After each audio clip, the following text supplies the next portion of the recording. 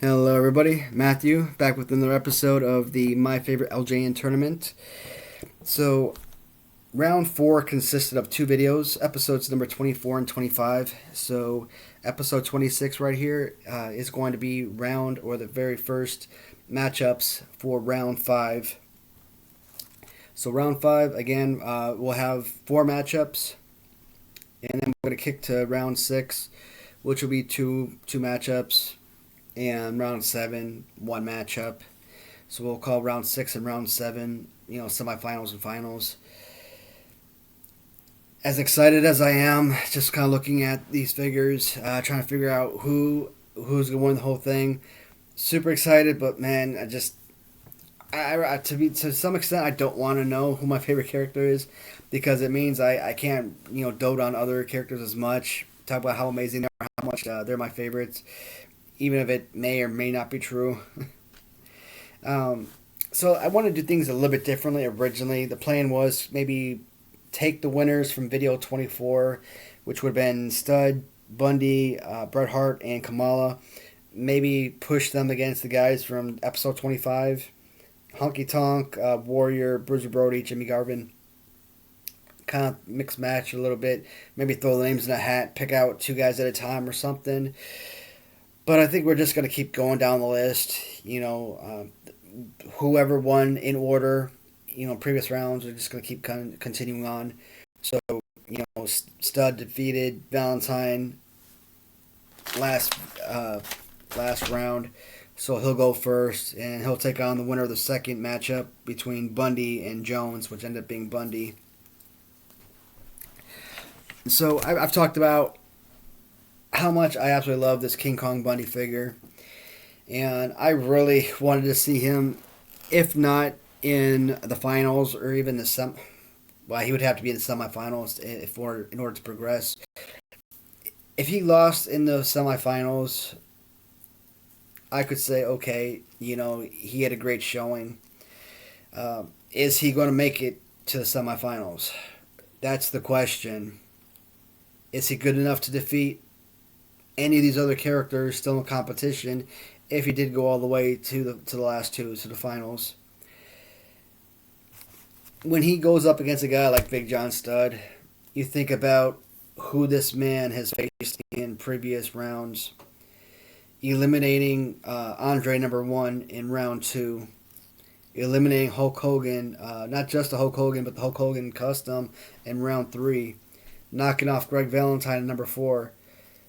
So between Valentine, Hogan, and Andre the Giant, you're talking about possibly three of the top five, let's say, LJN figures of all time. And let's say Big John Studd, why not? Possibly three of the top four. I mean, phenomenal piece. I absolutely love this one. I haven't actually weighed Big King Kong Bundy, but I mean, you could feel the difference. Feel King Kong Bundy has more weight to it. I've mentioned in past videos that I've held a King Kong I've held a Big John Studd in my hand. I've held a Andre the Giant in my hand, and I always felt like Big John Studd had more weight to him. Sure enough, when I put him on the scale, I don't know what the weight was. I forget, but for sake of argument, let's say 1.7 pounds for Big John Studd, maybe like 1.3 for uh, Andre the Giant or something. So I just kind of found it weird that Big John Studd weighed more than Andre the Giant. I don't know if that was intentional, but this is such a fantastic figure, and the fact that one of the worst poses of any LJ figure has made it all the way to round five. The last eight figures, and not just the last eight figures. We're not just talking LJNs. We're talking customs. We're talking resin figures. I probably have north of 150 figures that participate in this competition.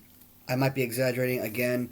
I didn't exactly do a full count, but I'm estimating, and at estimation 120, 150, somewhere in the neighborhood.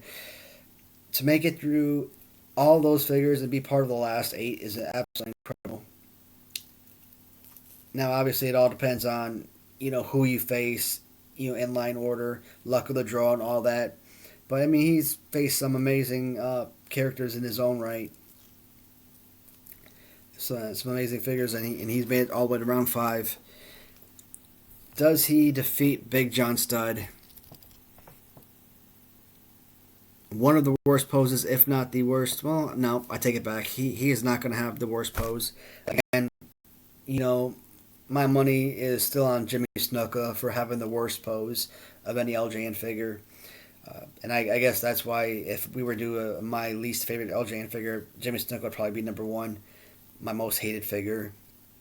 So I wouldn't say the worst pose. Again, he still has the arms far enough out where you could do a nice little DDT or something. And, again, it's make-believe. You pretend. You sit there. You can fake a punch or something. You fake a body slam. So it's not like he's... You can't do anything. You can't play with this figure at all. An amazing piece. I have used him in Royal Rumbles. I made him a Royal Rumble winner. I think the 3rd or 4th time I tried it. I think it was the 3rd time. I love this figure. Just absolutely amazing. But again, I'm not going to dote on it too much because I think I have a pretty good idea of where I was going the second I brought them up. And I am going to go with Big John Studd. Not the worst pose, but bottom tier pose versus possibly the best pose of any LJN figure.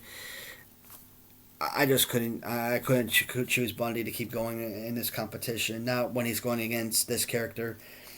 There's looking at some of the other figures of the last 8. He probably, if he could have beaten maybe 2 more, possibly, maybe 1 would have been a possible guarantee. Maybe 2 if after talking about it. But realistically, most of his figures much better poses. Love this guy. I'm glad he made it all this way. He had a fantastic run, and I should really, give him props for it. King Kong Bundy out after 5 rounds.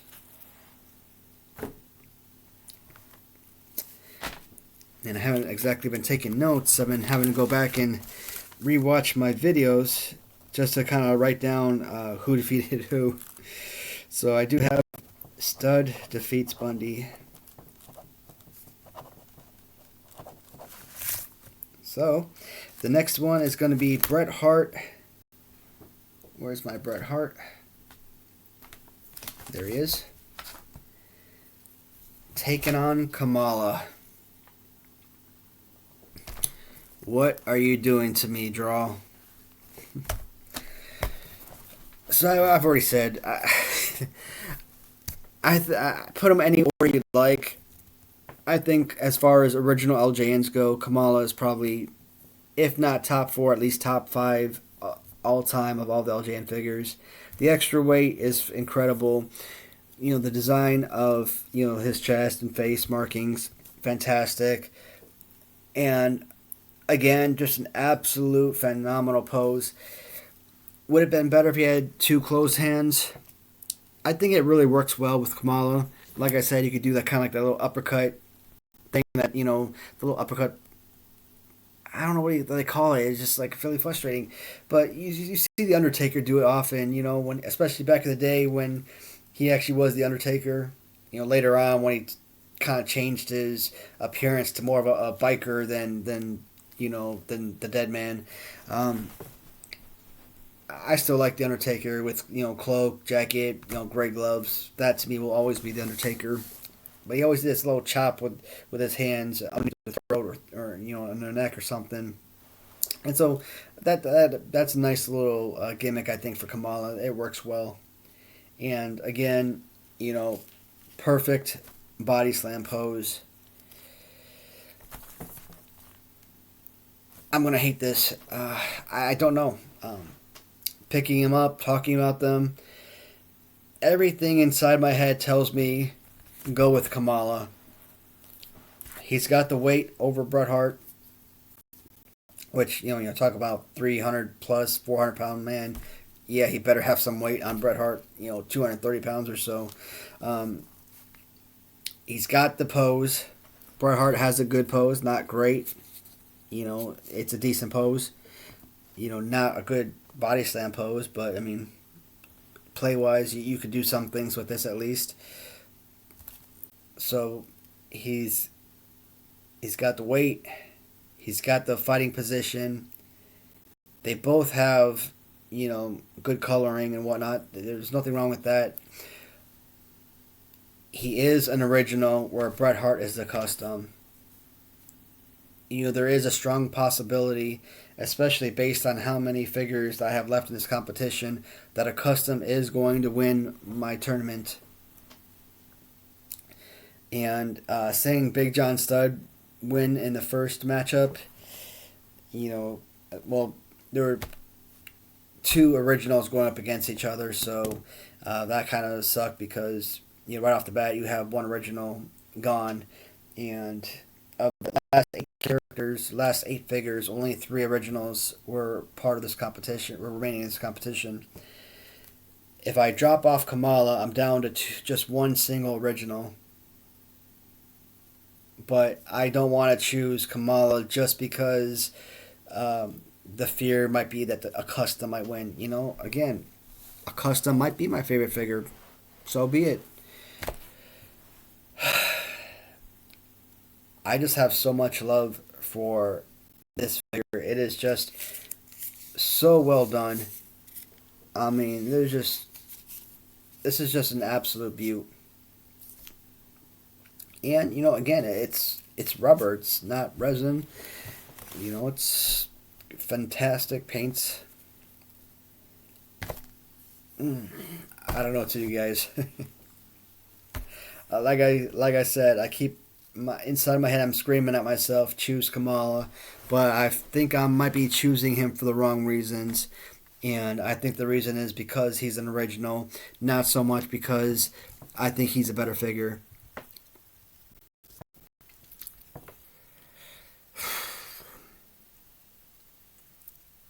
I don't know. I don't know where to go with this. I think it's an impossible choice.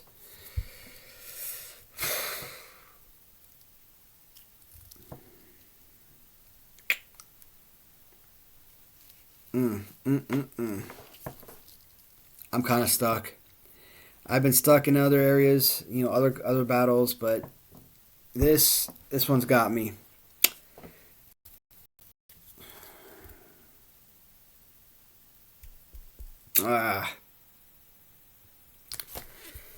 Bret Hart is eliminated in round 6. Nope, round 5. Take it back. Round 5, Bret Hart is gone. Kamala moves on to the semifinals to round 6. This is an awesome figure. Originality definitely played a role in it, but I think that the positioning and playability was finally the determining factor. This, hands down, easy one of the best figures that I have, regardless of custom or original. And he just went into a competitor or a figure that just was a shade better. This wasn't a blowout by any stretch of the imagination. I mean, this was about as close as they come. Like, maybe this wasn't like 51-49, maybe 52-48 or something. That one extra point makes a difference. But it was extremely close, and I was a split second away from going with Bret Hart. And then I just started raising my hand, and I'm like, you know what, let's go with it. Bret Hart is going back to the shelf. And Kamala, again, talk about impossible battles. Kamala's squaring off against Big John Studd in the semifinals. And whoever loses, it's going to leave the competition with just one single original LJN figure, where the rest are going to be LJN, or going to be customs. Great figure, love it. I like the choice. I just wish Bret Hart could have moved forward too. So, Kamala defeats custom Bret Hart.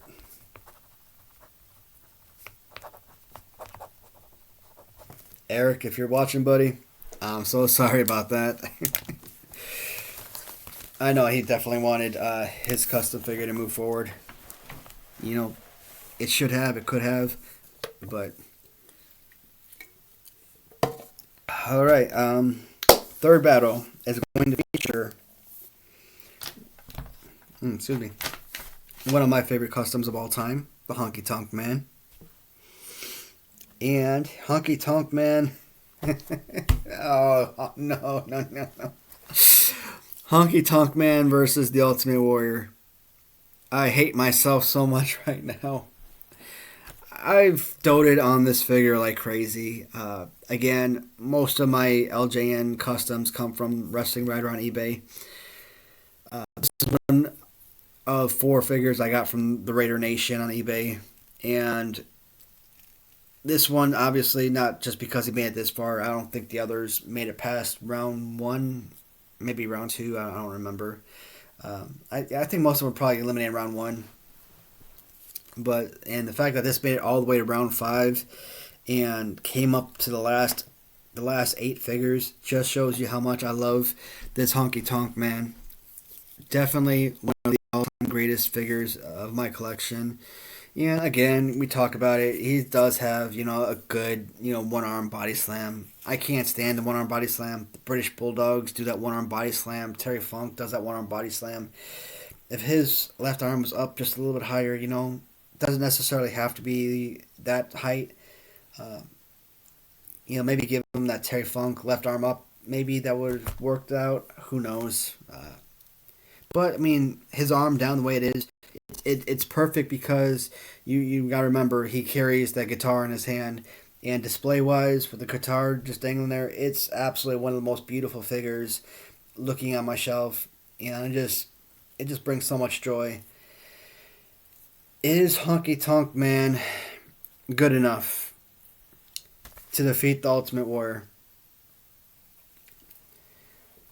The fact that this custom warrior defeated the original LJN Series 6 Blackheart Ultimate Warrior in round 1 just shows you how much I think about this figure, because unlike a lot of people, I actually like the LJN original Ultimate Warrior. A lot of people complain about the colors and whatnot.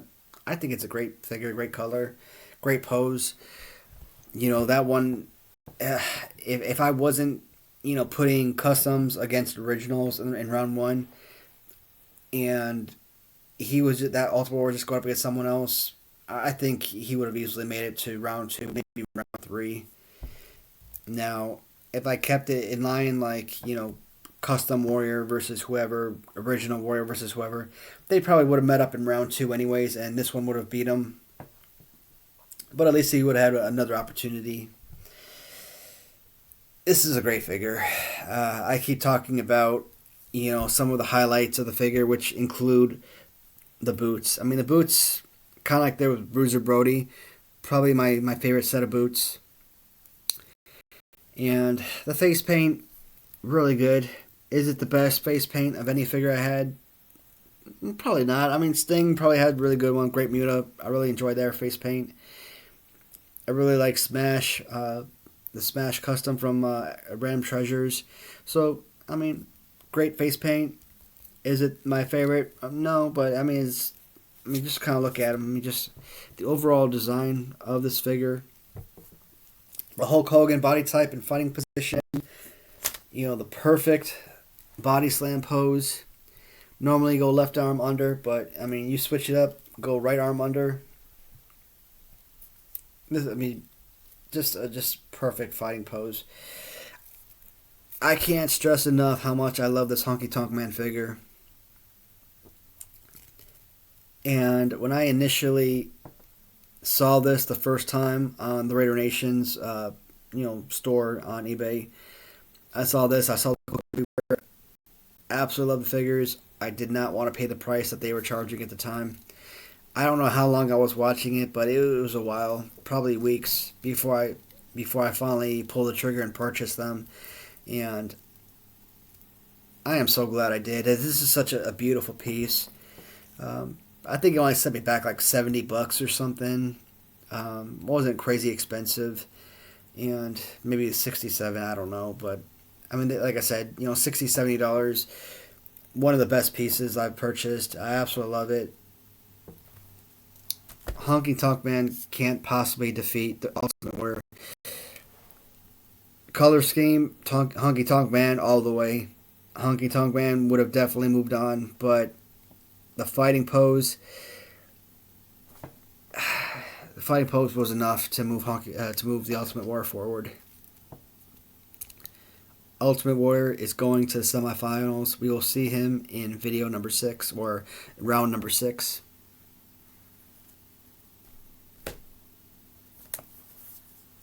Such a great run, and I'm definitely proud of this figure.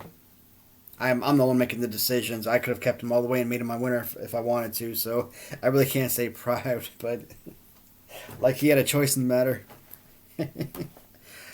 But yeah, it was just a lot of fun being able to look at that as often as we have. The last matchup for video 26, episode 26, the last matchup of round 5.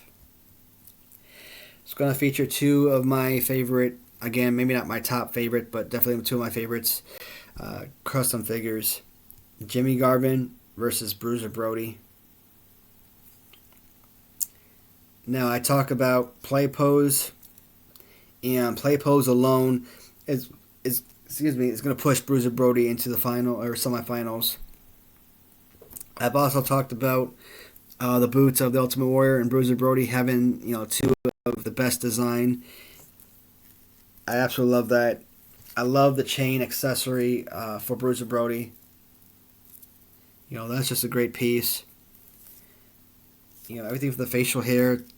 I love the, extension of the hair in the back. Awesome vest. Great colors. This is just a truly remarkable figure. And again, when you talk about Jimmy Gavin, I mean, the color of this, along with the championship belt, the way that the colors pop, this figure has made it this far, not because it's rubber, not because of, well, definitely not because of the fighting pose, but because of the color scheme. Normally you don't think grown men wearing pink, really goes well, but it's a beautiful figure. I mean, you will never see me wear this myself, but I mean, it's fantastic. I mean, I love the color on this. I mean, the color really makes this figure really pop, and it really works. Now, his boots are very simple. Not anything special about the boots here. They did such a fantastic job on the arms and then the pants, of course, but they kind of skipped out on this. So, they do have shoelaces on there, obviously, from the Brutus Beefcake figure, and a little black and pink highlighted over the laces, but the Texas Championship belt obviously was a great accessory.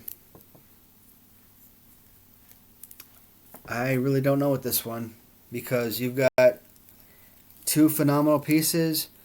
Either one would be an excellent choice. But do I go over the beauty of the color or the better fighting pose?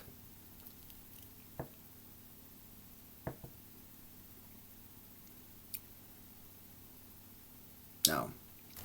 Just like before, the fighting pose will normally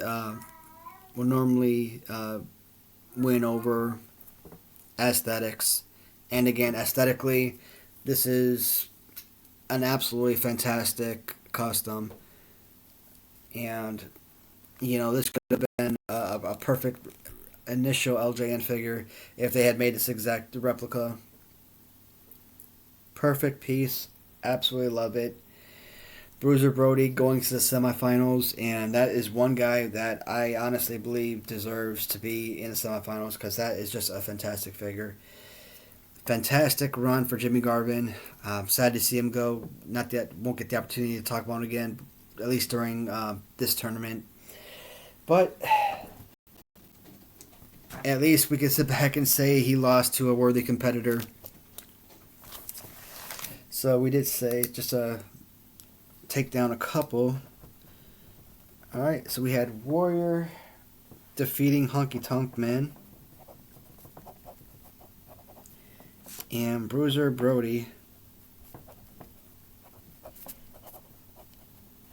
defeats Jimmy Garvin. So, round... Let's see, this was round 4, this was round 5. So in round 6... round 6, we're going to see Stud versus Kamala, Warrior versus Brody. That is... Guys, that's impossible. The next episode, episode 27, will probably be my last episode of this tournament, with just 3 matchups total, 2 1-on-1 for 2 battles, and then 1-on-1 for the last video or the last round 7 for the finals. I just have one more video coming to you. So 4 absolutely amazing, 2 custom, 2 original. Wow. As much time as I spent making these videos, I'm really hoping that everybody gets a kick out of these as much as I have. I mean, this has been, just an absolute blast making these. I do have actually 2 videos I made. Well, let's see. Well, it's already 2:48 a.m. Tuesday the 15th. So around noon, Monday the 14th, I made 2 videos. My favorite Hasbro top 10 and my least favorite Hasbro top 10. Now those, in the video I specified that I wasn't going to post those until after I completed this tournament. That way no other video gets in the middle of this. This can keep going in order. So I will change the nomenclature, the name of those videos. So if I stop at episode 27, I'll call that episode 28, episode 29, and of course I'll give the description of the video. My top 10 this, my least 10 that. So I will end here, guys. I will back again in just another minute and post or produce that last video. Thanks again, guys. Talk to you later.